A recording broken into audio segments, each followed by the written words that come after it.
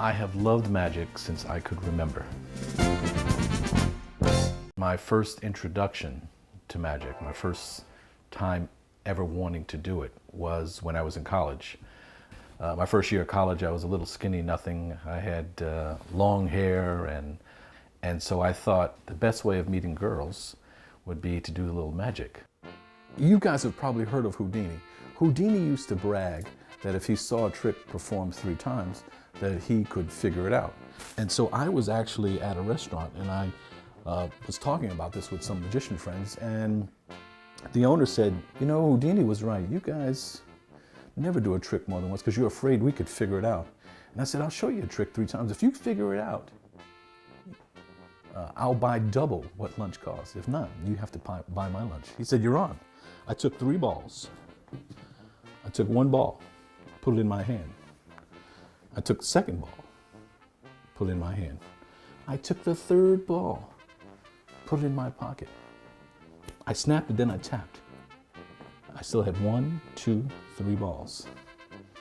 He said, whoa.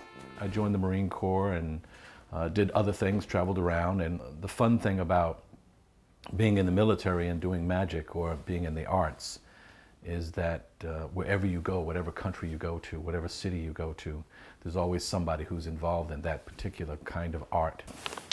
Take a bill. In magic, in art, And you give it a fold. you can't just do it. And you continue the fold You can't just play the guitar, you can't play the piano. until you get here. And then You have to know everything about it. it's gone. There was Fred Capps as an example. I studied him religiously because every movement, everything he did on stage counted for something. Every movement, everything counted. You can't just know how to vanish the coin. You've got to know how it got there. What was the nucleus of that trick?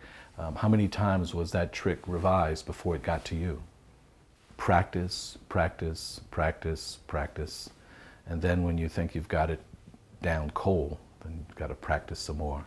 It is a high that is better than any drug that you can possibly have. It truly is a high. As a magician, there are a couple of things that we were obligated to our audience.